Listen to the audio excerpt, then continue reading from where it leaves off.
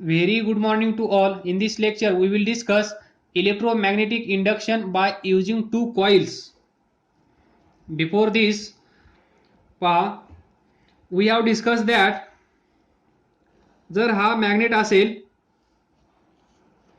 this is north pole of magnet, south pole of magnet, तर magnetic field lines will start from north pole, will end at south pole. This is the direction of magnetic field. आणि या magnetic field मध्ये म्हणजेच या दोन पोलच्या मध्ये जर आपण एक कंडक्टर ठेवला, दिस इज कंडक्टर,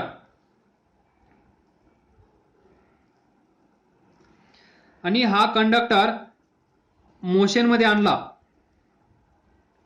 मोशन कसे असेल, अप अँड डाऊन, म्हणजे या मॅग्नेटिक फील्ड मध्ये जर हा कंडक्टर आपण वर खाली that is up and down motion मध्ये मूव्ह केला, दॅट इज मूव्ह केला, तर काय होईल हे आपल्याला पाहायला भेटलं. या कंडक्टर मधून करंट फ्लो झाला, या कंडक्टर मधून करंट फ्लो झाला म्हणजेच प्रोडक्शन ऑफ इलेक्ट्रिसिटी. आणि याच मेथडला आपण काय म्हणतो, इलेक्ट्रोमॅग्नेटिक इंडक्शन. इथे जो करंट तयार झाला आहे दॅट इज इलेक्ट्रिसिटी, EMI म्हणजेच काय,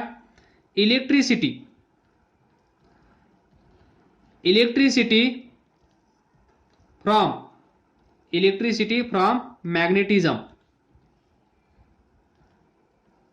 या प्रोसेसला आपण म्हणतो इलेक्ट्रोमॅग्नेटिक इंडक्शन. आणि या प्रोसेसचा यूज करून आपण इलेक्ट्रिसिटी जनरेट करू शकतो हे आपण पाहिलं. आणि हे या एक्झाम्पल मधून आपल्याला दिसून पण येत आहे. सिंपल दोन मॅग्नेट आहेत, हे मॅग्नेट कसे असले पाहिजेत, यू सेफ परमनंट मॅग्नेट. या दोन मॅग्नेटच्या मध्ये कंडक्टर ठेवा, हा कंडक्टर मोशन मध्ये आणा लाईक अप अँड डाऊन, त्यावेळेस तुम्हाला पाहायला भेटेल या कंडक्टर मधून करंट फ्लो होईल. त्यालाच आपण म्हणतो there is production of current in the presence of magnetic field.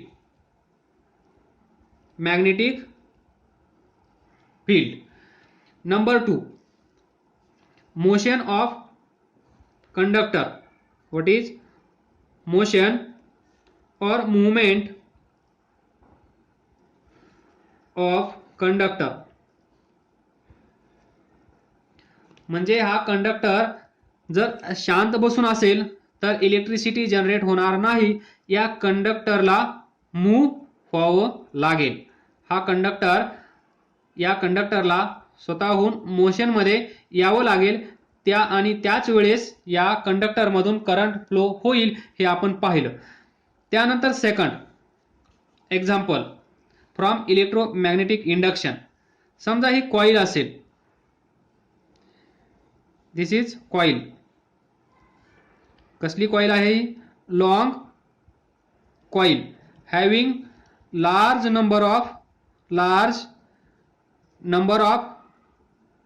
Turns.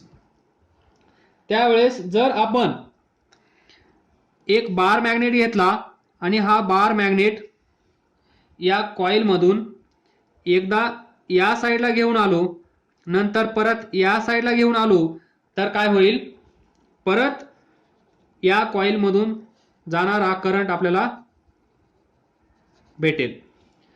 म्हणजे either we can move this conductor or we can move this magnet.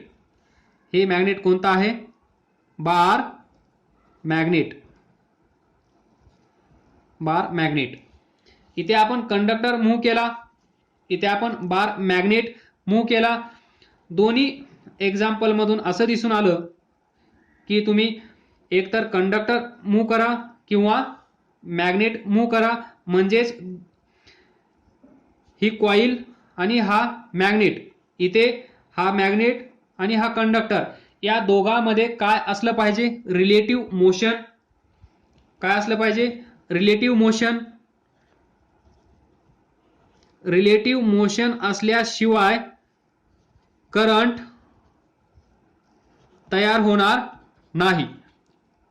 म्हणजे रिलेटिव्ह मोशन या दोघांमध्ये असली पाहिजे. दोघांपैकी एक शांत बसून राहायला पाहिजे आणि दुसरा इकडून तिकडे फिरला पाहिजे, त्यावेळेस आपल्याला भेटेल करंट. हे दोन एक्झाम्पल्स होते from electromagnetic induction. He process काय आहे हे समजण्यासाठी.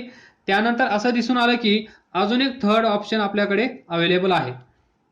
म्हणजे या थर्ड ऑप्शनचा यूज करून पण आपण इलेक्ट्रिसिटी जनरेट करू शकतो, हे पण आपल्याला पाहायला भेटलं. तर ते आपण या लेक्चरमध्ये डिस्कस करणार आहोत. ते म्हणजेच electromagnetic induction by using two coils. दोन कॉइलचा यूज करून आपण इलेक्ट्रिसिटी जनरेट करणार आहोत या लेक्चरमध्ये. या आहेत त्या दोन कॉइल्स, कॉइल ए, कॉइल बी. कॉइल ए ला पहा, इथे बॅटरी आणि स्विच प्रोव्हाइड केला आहे. कॉइल बी ला काय प्रोव्हाइड केलं आहे? गॅल्व्हनोमीटर. तुम्हाला माहित आहे what is a function of galvanometer. गॅल्व्हनोमीटरचं काम काय असतं? गॅल्व्हनोमीटर काय सांगेल? या वायर मधून करंट फ्लो होत आहे की नाही, इथे करंट अवेलेबल आहे की नाही, हे सांगण्याचं काम कोण करतं? दिस गॅल्व्हनोमीटर. तर इथे पहा कॉइल ए, आणि विशेष म्हणजे इथे जो करंट तयार होणार आहे हा करंट पहा, या दोन एक्झाम्पल मध्ये पहा, इथे कंडक्टर मोशन मध्ये आहे, इथे बार मॅग्नेट मोशन मध्ये आहे. म्हणजेच एक मूव्ह होत आहे, दुसरा स्टेशनरी आहे, दुसरा ॲट रेस्ट आहे. पण इथे पहा कॉइल ए आणि कॉइल बी दोन्हीच्या दोन्ही कॉइल रेस्टला आहेत. दोन्हीच्या दोन्ही कॉइल रेस्टला आहेत. आपण पाठीमागे असं डिस्कस केलं होतं, दोघांपैकी एक मूव्ह झाला पाहिजे तेव्हा आणि तेव्हाच इलेक्ट्रिसिटी जनरेट होते असं आपण पाहिलं. पण इथे relative motion of these two coils is not required. या दोन कॉइलमध्ये रिलेटिव्ह मोशन जरी नसली तरी पण इलेक्ट्रिसिटी जनरेट होते, हे पण आपल्याला याच्यामध्ये पाहायला भेटलं. तर इथे करंट कसा जनरेट होत असेल ते पहा. अगोदर ज्यावेळेस आपण हे स्विच ऑन करू, त्यावेळेस पहा करंट पॉझिटिव्ह निगेटिव्ह, इथून करंट येईल, या कॉइलमध्ये असा करंट फ्लो होईल. आणि तुम्हाला माहित आहे ज्यावेळेस या कॉइलमधून करंट फ्लो होतो त्यावेळेस काय तयार होतं? इलेक्ट्रोमॅग्नेट. तुम्ही पाठीमागे पाहिलं आहे, या कॉइलमधून जर आपण करंट फ्लो केला तर मॅग्नेटिक फील्ड लाईन्स तुम्ही पाहिल्या दिस, आणि याच्यामुळे काय तयार होतं? इथे इलेक्ट्रोमॅग्नेट तयार होतं. आणि इलेक्ट्रोमॅग्नेट काय असतं? Temporary magnet. आणि मॅग्नेट आला म्हणजे मॅग्नेटिक फील्ड लाईन्स आल्या. आलं लक्षात? पहा प्रोसेस पहा. आपण या कॉइलमधून करंट फ्लो केला, करंट फ्लो केल्यामुळे या कॉइल मधून ज्यावेळेस करंट फ्लो होत आहे त्यावेळेस इथे एक टेम्पररी मॅग्नेट तयार झाला, आणि त्या टेम्पररी मॅग्नेटचं नाव आहे इलेक्ट्रोमॅग्नेट. बरोबर? आणि जर इथे इलेक्ट्रोमॅग्नेट म्हणजेच मॅग्नेट अवेलेबल असेल तर मॅग्नेटिक प्रॉपर्टीनुसार इथे मॅग्नेटिक फील्ड पण असेल, आणि मॅग्नेटिक फील्ड असेल तर ही कॉइल शांत बसून आहे.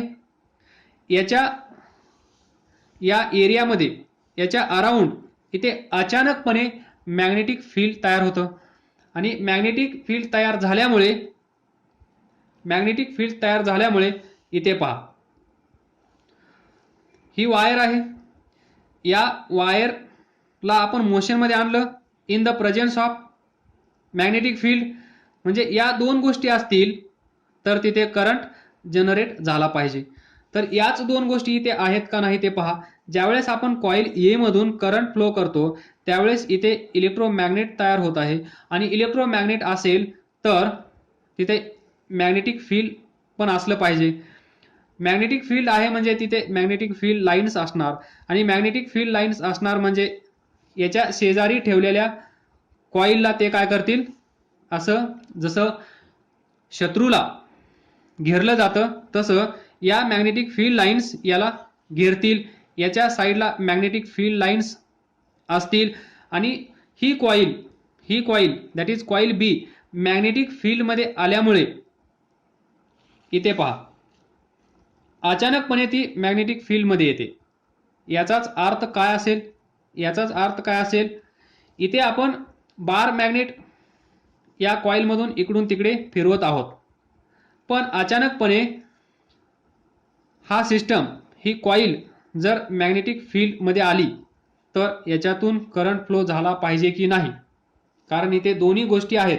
जरी हा स्टेशनरी असला तरी अचानकपणे मॅग्नेटिक फील्ड लाईन्स इथे आल्या आहेत, आणि ही सिच्युएशन म्हणजेच कॉईलमध्ये आपण जसा बार मॅग्नेट मूव्ह करतो तीच सिच्युएशन, पण कोणती, ज्यावेळेस हा बार मॅग्नेट आतमध्ये येत आहे ज्यावेळेस हा बार मॅग्नेट या कॉईलच्या आतमध्ये येत आहे ती सिच्युएशन, म्हणजे ही सिच्युएशन इथे क्रिएट होईल, हीच सिच्युएशन इथे असेल.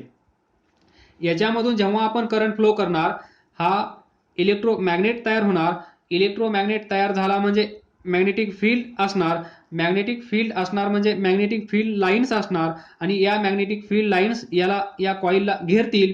या कॉईलला घेरल्यानंतर अचानकपणे ही कॉईल मॅग्नेटिक फील्डमध्ये आली तर पहा या वायरला तुम्ही कॉईल समजा, ही कॉईल आपण वर काढून घेतली आणि अचानकपणे आपण ह्या कॉईलला या मॅग्नेटिक फील्डमध्ये घेऊन गेलो तर या कंडक्टरमधून काय फ्लो झाला, करंट. फक्त इथे या ज्या मॅग्नेटिक फील्ड लाईन्स आहेत त्या स्टेशनरी आहेत, एका जागेवर आहेत ते मॅग्नेट्स. इथे पहा मॅग्नेटिक फील्ड लाईन्स अचानकपणे येतात, ही मॅग्नेटिक फील्ड लाईन आली, ही मॅग्नेटिक फील्ड लाईन आली, ही मॅग्नेटिक फील्ड लाईन आली, ही मॅग्नेटिक फील्ड लाईन आली. तर ही कॉईल कुठे आहे आता, मॅग्नेटिक फील्ड लाईनमध्ये, म्हणजे in the presence of magnetic field तिथे करंट फ्लो झालाच पाहिजे, तिथे करंट जनरेट झालाच पाहिजे. आणि अशा प्रकारे कॉईल ए आणि कॉईल बी या दोन कॉईल शेजारी ठेवून एका कॉईलमधून करंट फ्लो केला तर दुसऱ्या कॉईलमधून करंट फ्लो होतो. ही एक छोटीशी कन्सेप्ट होती. आता आपण डिटेल्समध्ये स्टेप बाय स्टेप पाहूया. आणि इथे पहा ना कॉईल ए मोशनमध्ये आहे ना कॉईल बी मोशनमध्ये आहे, म्हणजे इथे रिलेटिव्ह मोशनची गरज नाहीये. That is no relative motion of the coils is needed in this case. या केसमध्ये रिलेटिव्ह मोशनची आवश्यकता नाहीये. कॉईल ए स्टेशनरी आहे, कॉईल बी स्टेशनरी आहे. इथे करंट पास केल्यामुळे इथे मॅग्नेटिक फील्ड तयार होईल आणि या मॅग्नेटिक फील्ड मध्ये ही कॉईल ऑटोमॅटिक चालली जाईल आणि या कॉईलमधून करंट फ्लो केला जाईल. ही सिच्युएशन म्हणजेच bar magnet coming into the coil याला सिमिलर असेल. त्या लॉजिकनुसार या कॉईलमधून करंट फ्लो होईल. तर पहा आणि इथे करंट फ्लो झाला आहे की नाही हे आपण डिस्कस करून गप्प बसणार नाही. तर इथे गॅल्व्हनोमीटर असेल सोबत, तो सांगेल, म्हणजे हा डिफ्लेक्ट होईल जर या कॉईलमध्ये करंट असेल तर, आणि या कॉईलमध्ये करंट नसेल तर हा शांत बसून राहील, करंटची वाट पाहिल. म्हणजे हा डिफ्लेक्ट होणार. डिफ्लेक्ट झाला याचा अर्थ काय, या कॉईलमधून करंट फ्लो होत आहे. Judgment. Now see first number 1 switch on, current flow start. या कॉईलमधून करंट फ्लो होत आहे. ज्यावेळेस या कॉईलमधून करंट फ्लो होत आहे त्यावेळेस ही जी कॉईल आहे कॉईल बी, हा जो गॅल्व्हनोमीटर आहे या गॅल्व्हनोमीटरने डिफ्लेक्शन दाखवलं. पण हा galvanometer immediately within fraction of second तो परत आला. म्हणजे हा कसा असतो, सुरुवातीला असा असतो, करंट याच्यातून पास झाला की तो डिफ्लेक्ट होतो. पण या कॉईलमधून करंट पास होत असेल तर ही कॉईल ही निडल अशीच राहिली पाहिजे, पण ही अशी राहिली नाही, तर ती परत 0 पोझिशनला येऊन थांबली. म्हणजे स्मॉल डिफ्लेक्शन झालं, क्विक डिफ्लेक्शन, गेलं परत आलं, इथे गेलं परत इथं आलं, म्हणजेच small deflection. Pointer of galvanometer attached to coil B shows a deflection but quickly returns to 0 position. तो इमिडिएटली डिफ्लेक्शन दाखवल्यानंतर परत तो ओरिजिनल पोझिशनला येऊन थांबला. याचा अर्थ काय असेल, म्हणजे या कॉइलमधून करंट फ्लो होत आहे, त्याच वेळेस या कॉइलमधून पण करंट फ्लो झाला, पण लगेच after fraction of second immediately ही निडल 0वर येऊन थांबली. म्हणजे कॉइल बी मध्ये आता करंट नाहीये, या कॉइलमध्ये करंट आता अवेलेबल नाहीये, करंट चालूच आहे. या कॉइलमधून करंट फ्लो होत आहे, पण आता या कॉइलमध्ये करंट नाहीये. या कॉइलमध्ये करंट तेवढ्याच वेळेसाठी होता ज्या वेळेस आपण हे स्विच ऑन केलं त्यावेळेस. जसं आपण स्विच ऑन केलं त्याच वेळेस ही निडल इकडे गेली आणि इमिडिएटली परत आली. त्यानंतर हे स्विच ऑफ केलं, ऑफ केल्यानंतर परत या कॉइलमधून करंट फ्लो झाला, पण नाऊ हा जो गॅल्व्हनोमीटर आहे त्याची कॉइल जी आहे ती इकडे गेली नाही, तर ती आता इकडे गेली या साईडला. म्हणजे इथून असं दिसून आलं की सुरुवातीला ज्यावेळेस आपण स्विच ऑन केलं त्यावेळेस करंट इथून फ्लो झाला आणि हा करंट या कॉइलमधून जसा आपण फ्लो सतत ठेवला, कंटिन्युअस फ्लो ठेवला, त्यावेळेस कॉइल बी मध्ये करंट नव्हता, म्हणजे करंट गायब झाला, करंट या कॉइलमधून फ्लो होत नव्हता. त्यानंतर आपण हे स्विच ऑफ केलं, स्विच ऑफ केल्यानंतर परत एकदा डिफ्लेक्शन दाखवलं, बट इन अपोजिट डायरेक्शन, या डायरेक्शनमध्ये. याचा अर्थ काय असेल, सुरुवातीला करंट या डायरेक्शनमध्ये फ्लो होत असेल, तर नंतर स्विच ऑफ केल्यानंतर तो करंट या डायरेक्शनमध्ये फ्लो झाला, म्हणजे करंट अपोजिट डायरेक्शनमध्ये फ्लो झाला. ज्यावेळेस आपण करंट स्टॉप केला आणि ज्यावेळेस करंट ऑन केला त्यावेळेस या डायरेक्शनमध्ये, या डायरेक्शनला ही डायरेक्शन अपोजिट. म्हणजे ज्यावेळेस इन शॉर्ट या कॉइलमध्ये करंट कसा जनरेट होत आहे, काही वेळेसाठी, काही क्षणासाठी करंट तयार होत आहे, त्याला आपण म्हणतो an electric current is induced in coil B. या कॉइल बी मध्ये करंट इंड्यूस झाला आहे, पण तो कसा आहे, इन कॉइल बी मोमेंटरीली, म्हणजे थोड्या वेळासाठी करंट इथे तयार झाला आहे. जसं आपण स्विच ऑन करतो आणि आपला बल्ब लागतो, बरोबर, तेवढ्याच वेळेसाठी याच्यातून करंट फ्लो झाला. त्याच्यानंतर आपला बल्ब 24 तास चालूच राहतो, जोपर्यंत आपण बंद करत नाही तोपर्यंत. म्हणजे बंद करण्याच्या अगोदर आणि स्विच ऑन केल्यानंतर या दोघांच्या मधला जो पिरियड आहे त्यावेळेस या कॉइलमध्ये करंट नाहीये. याचा अर्थ काय, म्हणजे करंट चेंज झाला पाहिजे. याचाच अर्थ या ज्या मॅग्नेटिक फील्ड लाईन्स आहेत, या मॅग्नेटिक फील्ड लाईन्स चेंज झाल्या पाहिजेत. इथे पहा, आपण हा कंडक्टर मूव्ह करतो म्हणजेच काय करत असतो, या मॅग्नेटिक फील्ड लाईन्स चेंज करत असतो, मॅग्नेटिक फील्ड लाईन्स कट करत असतो, त्यामुळेच या कंडक्टरमध्ये करंट जनरेट होत असतो. इथे ज्यावेळेस आपण करंट फ्लो करतो, समजा इथे 10 मॅग्नेटिक फील्ड लाईन्स तयार झाल्या, किती, 10, आणि या 10 मॅग्नेटिक फील्डच्या मध्ये ही कॉइल असेल, तर इथे 10 मॅग्नेटिक फील्ड लाईन्स कॉन्स्टंट आहेत, ही कॉइल स्टेशनरी आहे, तर याच्यातून करंट फ्लो होणार नाही. या मॅग्नेटिक फील्ड लाईन्स चेंज झाल्या पाहिजेत.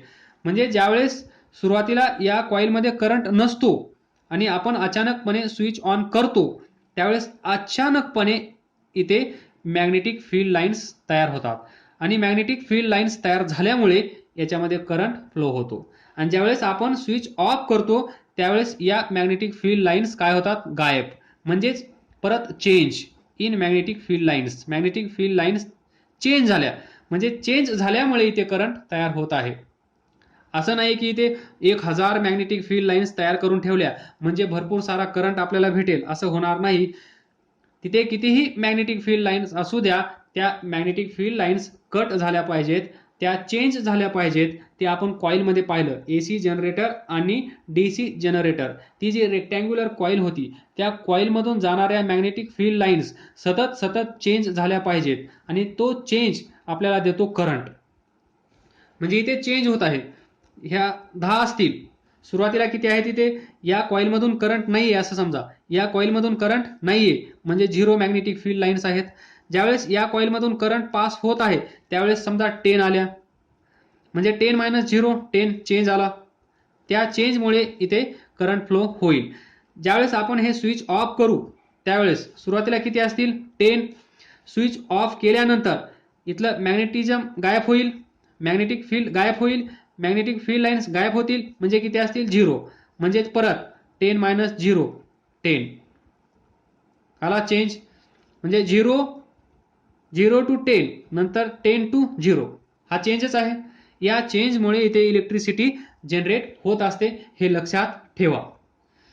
म्हणजे काही वेळासाठी ज्यावेळेस सतत जरी इथून 7 आवर्स करंट आपण इथे चालू ठेवला तर याच्यामध्ये करंट फ्लो होणार नाही, बंद चालू झाला पाहिजे. हा करंट कसा झाला पाहिजे, ऑन ऑफ. ऑन असेल त्यावेळेस या डायरेक्शन मध्ये करंट फ्लो होत असेल आणि ऑफ झाल्यानंतर त्याच्या अपोजिट डायरेक्शन मध्ये करंट फ्लो होत असेल. इथे पहा 0 to 10 इन्क्रीज, 10 to 0 डिक्रीज. अलग लक्षात. म्हणजे इथे करंट फ्लो होत आहे, इथे पण करंट फ्लो होत आहे. Magnetic field lines 0 to 10 10 to 0.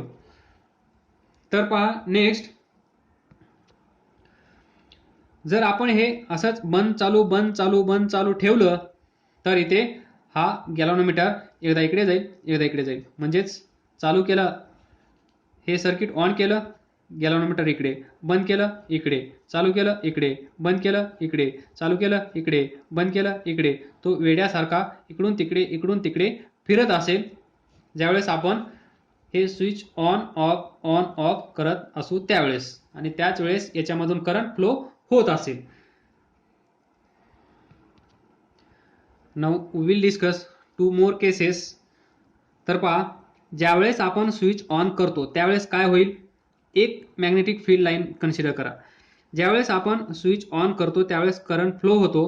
Current flow केल्यामुळे इथे इलेक्ट्रोमॅग्नेट तयार होतो. इलेक्ट्रोमॅग्नेट तयार झाला म्हणजे तिथे मॅग्नेटिक फील्ड येतं, आणि मॅग्नेटिक फील्ड आलं म्हणजे मॅग्नेटिक फील्ड लाईन्स तिथे असतात. तर पहा, त्यापैकी एक मॅग्नेटिक फील्ड लाईन मी घेतो. तर पहा, ही मॅग्नेटिक फील्ड लाईन इथून निघाली, पहा या कॉइल मधून इकडे गेली. म्हणजेच ही जी केस आहे ती केस कशी आहे, ही मॅग्नेटिक फील्ड लाईन म्हणजेच हा बार मॅग्नेट, आणि ही कॉइल म्हणजे ही कॉइल. तर पहा, सिमिलर केस तयार होत आहे की नाही. मॅग्नेटिक फील्ड लाईन्स म्हणजेच दिस मॅग्नेट, कारण मॅग्नेट जिथे असेल तिथेच मॅग्नेटिक फील्ड लाईन्स असतील. इथे मॅग्नेटिक फील्ड लाईन आहे म्हणजे इथे मॅग्नेट आहे. म्हणजे या कॉइलच्या आतमध्ये कोण जात आहे, मॅग्नेटिक फील्ड लाईन जात आहे. पण त्याला आपण असं म्हणू शकतो का, या कॉइलच्या आतमध्ये मॅग्नेट जात आहे, लाईक दिस. म्हणजे ही केस आहे.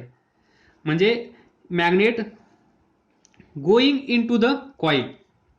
तर पहा, first case magnet going into coil. म्हणजे ही सिच्युएशन इथे क्रिएट होते, आणि इथे तुम्हाला माहित आहे या कॉइल मधून करंट फ्लो होतो, त्याचप्रमाणे या कॉइल मधून करंट फ्लो होईल. नंतर now switch off the current.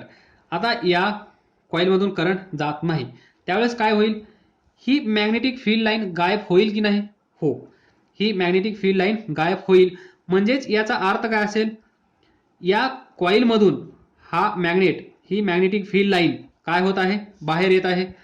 म्हणजेच या बार मॅग्नेटची मोशन या डायरेक्शन मधली, या डायरेक्शनमध्ये जर हा बार मॅग्नेट असेल तर याला आपण काय म्हणतो, हा बार मॅग्नेट या कॉइलमधून बाहेर येत आहे. बाहेर येत आहे. ही मॅग्नेटिक फील्ड लाईन या कॉइलमधून बाहेर येत आहे. म्हणजेच ही सिच्युएशन, सुरुवातीची करंट ऑन केल्यानंतर हा बार मॅग्नेट आतमध्ये येत आहे, म्हणजे ही मॅग्नेटिक फील्ड लाईन या कॉइलमध्ये जात आहे. ऑफ केल्यानंतर ही मॅग्नेटिक फील्ड लाईन इथून गायब होईल, म्हणजेच या कॉइलमधून हा बार मॅग्नेट बाहेर जाईल. सेम सिच्युएशन, इथे जर या कॉइलमध्ये करंट फ्लो होत असेल तर इथे पण या कॉइलमध्ये करंट फ्लो झाला पाहिजे, जी कॉइल ए च्या शेजारी ठेवली आहे. म्हणजे काही ना काही इफेक्ट होणारच, आणि हा इफेक्ट आपल्याला हा गॅल्व्हनोमीटर सांगणारच. याला कितीही सांगू नको तरीही आपल्याला सांगणार करंट इथे प्रोड्यूस होत आहे, करंट या कॉइलमधून फ्लो होत आहे. आणि ती सिच्युएशन म्हणजे ही सिच्युएशन, एकदा बार मॅग्नेट आतमध्ये जात आहे, ज्यावेळेस करंट ऑन केला आणि करंट ऑफ केल्यानंतर हा बार मॅग्नेट बाहेर जात आहे, अशी सिच्युएशन इथे क्रिएट होते. त्यामुळे या कॉइलमधून करंट फ्लो होतो, हे लक्षात ठेवायला विसरू नका. Then finally we can write conclusion that is the current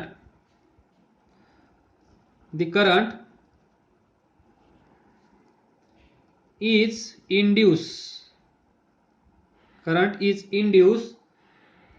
in coil B by changing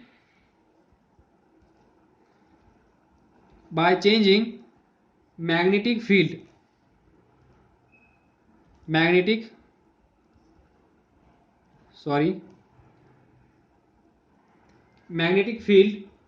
in it.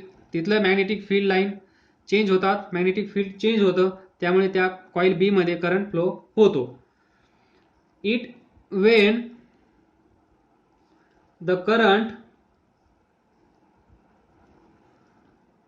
in coil A, when the current in coil A is switch on एकदा, त्यानंतर of. On केल्यानंतर पण current flow होत आहे, of केल्यानंतर पण current flow होत आहे. दिस is conclusion made by this process. Third example, that is electromagnetic induction by using two coils. Last point, हा जो गॅल्व्हनोमीटरचा डब्बा आहे, हा पहा सुरुवातीला 0 आहे. सर्किटमधून करंट त्या कॉइलमधून करंट फ्लो केल्यानंतर या साईडला जात आहे, ऑफ केल्यानंतर या साईडला जात आहे. म्हणजेच काय होत आहे, जो करंट आहे, करंट काय करत आहे, डायरेक्शन चेंज करत आहे. डायरेक्शन चेंज करत आहे कोण, करंट. ज्यावेळेस जो कोणता करंट डायरेक्शन चेंज करतो, त्यावेळेस त्या करंटला आपण काय म्हणतो, alternating current. Which alternating current, that is AC current. म्हणजे इथे जो करंट तयार होत आहे by using electromagnetic induction by using two coils, तो करंट कसा आहे, AC करंट आहे, अल्टरनेटिंग करंट आहे, हे लक्षात ठेवा. Small question from NCERT textbook. A coil of insulated copper wire is connected to galvanometer. What will happen if bar magnet is, number 1, push into the coil. म्हणजेच bar magnet जर coil मध्ये घेऊन गेलो तर, coil of insulated copper wire is connected to galvanometer. तर पहा, ही असेल coil, इथे असेल गॅल्व्हनोमीटर. तर काय करायचं आहे,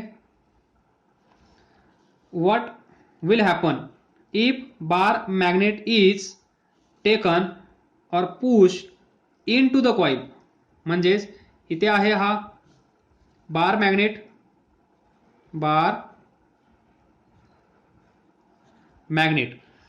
हा बार मॅग्नेट जर आपण या कॉईलमध्ये घेऊन गेलो तर, म्हणजे सध्या आता तो इथे आला असं समजा, इथून तो इथे आला बार मॅग्नेट, तर काय होईल सर्वांना माहित आहे, ज्यावेळेस हा बार मॅग्नेट आपण कॉईलमध्ये घेऊन जातो त्यावेळेस मॅग्नेटिक फील्ड लाईन्स कट होतात आणि तिथे करंट तयार होतो, आणि हा करंट तयार झाल्यामुळे इथे काय होईल, हा गॅल्व्हनोमीटर डिफ्लेक्शन दाखवेल.